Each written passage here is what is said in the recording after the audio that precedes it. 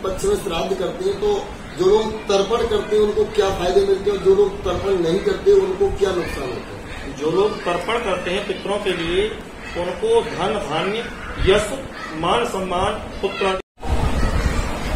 नमस्कार दोस्तों, मैं हूं सुनील योगी न्यूज विलेज इंडिया के माध्यम से। आज आपको मिलवाते हैं पंडित मुकेश चंद्र शास्त्री महाराज, जो कि पितृपक्ष की पूर्व संध्या पर जानकारी लेंगे कि पितृपक्ष क्यों मनाया जाता है, उसके क्या फायदे हैं और किस किस को मनाना चाहिए पितृपक्ष। श्री महाराज जानेंगे कि पितृपक्ष क्यों मनाना चाहिए।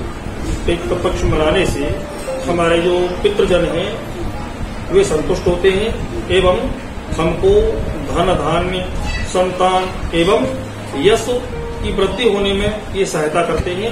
इसलिए हमको ये पितृपक्ष में पितरों के श्राद्ध करने चाहिए, जो इस बार 20 सितंबर से शुरू होकर के और 6 अक्टूबर तक चलेंगे। इनमें जिन जिन तिथियों को जिन जिन के पूर्वज मृत्यु को प्राप्त हो जाते हैं उन सबको उन्हीं मृत्यु तिथि पर अपने पूर्वजों का श्राद्ध करना चाहिए, जिससे धन मान सम्मान यश में वृद्धि होती रहती है।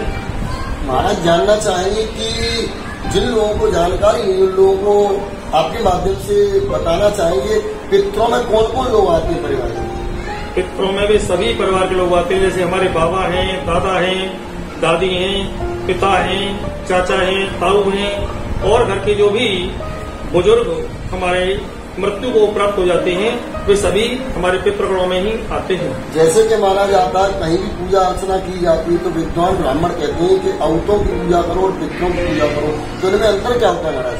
औत जो होते हैं वो कुंवारे होते हैं जिनका विवाह नहीं हो पाता किसी प्रकार से, या बचपन में जो मृत्यु को प्राप्त हो जाते हैं उनको हम औत बोलते हैं, और जो शादीशुदा होकर के इस लोक को छोड़ करके परलोक जाते हैं उन्हें हम पितृ बोलते हैं। तो ये रही औत और पितरों वाली बात।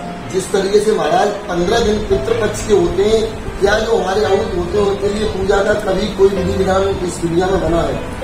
ये पितृपक्ष 15 दिन नहीं, पितृपक्ष होते हैं 16 श्राद्ध जो होते हैं वो 16 होते हैं, और इनका भी विधान जिस तिथि को ये मृत्यु को प्राप्त होते हैं उसी तिथि में इनका विधान माना जाता है। जिस तरीके से महाराज जो पितृपक्ष में जो हम ब्राह्मणों को भोजन कराते हैं वो क्यों कराना चाहिए? ब्राह्मणों को भोजन कराने के पीछे एक बहुत बड़ा राज है कि जब हम अपने यहाँ पर निर्धारित तिथि में ब्राह्मणों को भोजन कराने के लिए बुलाते हैं तो ब्राह्मणों में वह हमारी जो प्रेत आत्मा है वह उनमें प्रवेश होकर के हमारे घर पर आती है, ऐसा पुराणों में बताया जाता है। और उन्हें भोजन कराने से हमारे जो पितृगण हैं हम जिनके निमित्त भोजन करा रहे हैं उनको तृप्ति मिल जाती है, इसलिए ब्राह्मणों को भोजन कराना चाहिए। जिस तरीके से कारण ये भी देखा जाता है कि पितृपक्ष में दूसरी कोई पूजा नहीं करनी चाहिए, इसके बारे में क्या कहना है? पितृपक्ष में दूसरी पूजा अर्थात कोई भी पूजा नहीं रुकती, जैसे कथा है, सत्यनारायण कथा है या नामकरण है या भागवत कथा है, ये कोई भी कार्य पितृपक्ष में रुकते नहीं हैं।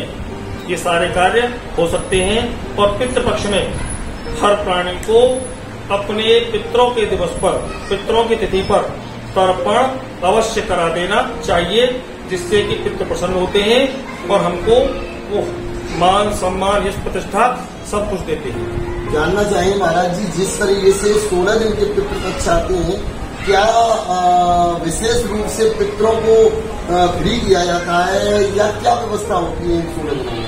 इनका पुराणों में ऐसा वर्णन आता है कि 16 दिन के लिए जो हमारे पितृगण हैं उन सभी को धर्मराज द्वारा मुक्त कर दिया जाता है कि तुम अपने अपने घरों को जाओ और जो तुम्हारे वंशज तुम्हें खाने पीने को दें वह खाओ पियो और फिर पुनः हमारे पास लौट करके आ जाओ। जिस तरीके से पितृपक्ष में जो हमारे पितरों के थान होते हैं या देवताओं के थान होते हैं, तो क्या उचित होता है पितृपक्ष में उनको बनवाना? पितृपक्ष में उनको बनवाना केवल और केवल अमावस्या वाले दिन जो थान बनाए जाते हैं, जो स्थान दिया जाता है पितरों को, वो केवल अमावस्या जिसे हम पितृ अमावस्या कहते हैं और वो इस बार 6 अक्टूबर की पड़ेगी, उस दिन केवल मान्य है। अन्य दिनों पर वो मान्य नहीं है। दूसरा जानना चाहेंगे कि पितृपक्ष में ब्राह्मणों को भोज कराने के अलावा भी कोई पितरों की पूजा करनी चाहिए? हाँ, पितरों की पूजा करनी चाहिए, जैसे तर्पण है। और बताया जाता है कि जब तक कौए को न खिलाया जाए, कुत्ते को न खिलाया जाए, तब तक हमारे पितरों को जलांजलि नहीं पहुंच पाती। इसलिए कौओं को भी खिलाना जरूरी है पितृपक्ष में, और गाय को एवं कुत्ते को भी खिलाना परम आवश्यक है। जिस तरीके 16 दिन पितरों के लिए दिए गए हैं, क्या अन्य दिन अगर भोजन दिया जाता है पितरों को परिवार के सदस्यों के द्वारा, क्या वो ग्रहण कर पाते हैं या नहीं? हाँ, ऐसा शास्त्रों में वर्णित है कि वो अन्य दिनों ग्रहण नहीं कर पाते। केवल जब त्रयोदशी संस्कार होता है, केवल उस समय पर तो ग्रहण करते हैं, उसके अन्य दिन वो ग्रहण नहीं करते। जिस तरीके से पितृ कब जाके बनते महाराज, जैसे मृत्यु इंसान की होती है तो बताया जाता है कि इंसान की मृत्यु होने से पहले उसकी धनंजय वायु, प्राण वायु निकल के बाहर जाती है और वो सूक्ष्म शरीर का रूप धारण करती है। तो अगर सूक्ष्म शरीर रूप धारण नहीं कर पाती है वो, तो क्या पितृ बन पाते हैं? जो धनंजय नाम की वायु का जहां तक सवाल है, जिस समय आत्मा परमात्मा में समाहित हो जाती है, लीन हो जाती है, तो केवल एक धनंजय नाम की वायु शरीर में शेष रह जाती है, जो बॉडी को फुलाने का काम करती है। और ये तब समाप्त होती है धनंजय नाम की वायु जब उसकी अंतिम क्रिया कर दी जाती है, यानी वो चिता में जला दी जाती है या जमीन में दफन कर दी जाती है। तब जाकर के ये धनंजय नाम की वायु नष्ट होती है। और इसके बाद में रही पितरों वाली बात, तो पितृ वो बनते हैं जो अपनी आयु से पूर्व, ऐसा बताया जाता है कि जो अपनी आयु पूर्ण न करने पर ही मृत्यु को प्राप्त हो जाते हैं, वो जाकर के पितृ बनते हैं। लेकिन हमारा जो मानना है, जैसे एक बात आती है कि भारत में जो भी मरे वही स्वर्ग को जाए, ना जाने क्यों विधि ने ये दिया नरक बनाए। हमने आज तक अपने जीवन काल में जितने भी हमारे पास कार्ड आए या चिट्ठियां आई, पहले चिट्ठी आती थी, उनमें सब में लिखाया कि हमारे पिताजी का स्वर्गवास हो गया है। आज तक हमने नहीं सुना कि किसी ने अपने कार्ड में या चिट्ठी में लिखा हो कि नरकवास हो गया है।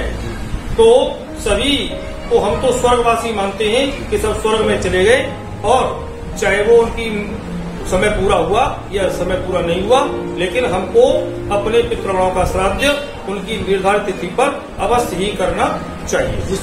महाराज जानना चाहेंगे कि आपने अपने सवाल में एक बात कही थी कि शरीर से वो धनंजय वायु जब निकलती है, जब अग्नि प्रवेश हो जाती है शरीर में या उसको जमीन में दफना दिया जाता है, जबकि गरुड़ पुराण के अंदर ऐसा लेख बताया है आप जैसे विद्वानों ने कि जिस समय अंतिम संस्कार होता है उस समय वो आत्मा दोबारा से उस शरीर में एक बार प्रवेश करने के लिए आती है और वो ये देखती है कि मेरे जाने के बाद मेरे बच्चों को कितना कष्ट है। उस समय बच्चों को दहाड़ मार के रोना चाहिए, ऐसा गरुड़ पुराण में लेख है। इसके बारे में क्या कहेंगे? ये बिल्कुल सही लेख है गरुड़ पुराण में। जब हम अंतिम क्रिया करने के लिए तैयार होते हैं तो उस समय आत्मा को धर्मराज यमराज द्वारा छोड़ दिया जाता है कि जो तुम्हारे वंशज पिंड दान कर रहे हैं या जो भी आतुरता की अवस्था में दान कर रहे हैं उसको तुम प्राप्त कर सकते हो।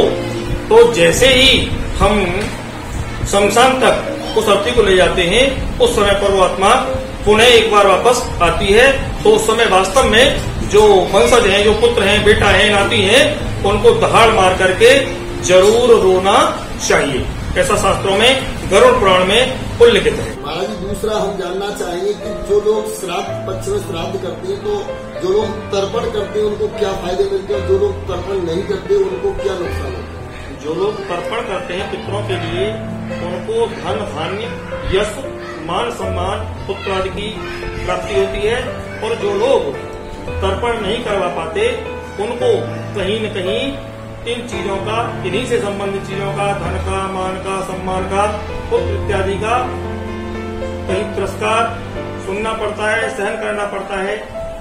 यह नुकसान होता है। जो फायदे होते हैं और वही नुकसान तर्पण न करने के हुआ करते हैं। महाराज, पिंडदान किस समय पर करना चाहिए? पिंडदान एक तो करते हैं आतुरता की अवस्था में, जिस समय आत्मा परमात्मा में विलीन हो जाती है उस समय पिंडदान किया जाता है आतुरता की अवस्था में। और जैसे मूर्ति को ले जाते हैं तो एक मध्य मार्ग में रोकते हैं, वहाँ पिंडों को बदला जाता है। और जो पिंडों को बदला जाता है उसका मानना ये है, उससे आशय ये है कि कोई हमारे द्वारा दिए गए पिंड को भूत इत्यादि ग्रहण न कर ले, इसलिए उस पिंड को बदल दिया जाता है। और जैसे श्राद्ध पक्ष आता है तो श्राद्ध पक्ष में पिंडदान नहीं किया जाता। जैसे रोजाना की दिनचर्या में श्राद्धों के समय में ये पिंडदान का नियम नहीं, इसमें तो केवल तर्पण का ही विधान है। महाराज पिंडदान करना क्यों चाहिए? पिंडदान पितरों की शांति के लिए, पितरों की शांति के लिए ही पिंडदान किया जाता है और पिंडदान का दूसरा कोई रीजन नहीं है। जो लोग पिंडदान नहीं करते उनको क्या नुकसान होता है? जो लोग पिंडदान नहीं करते उन लोगों को नुकसान जैसे मान का, सम्मान का, यश का, सामाजिक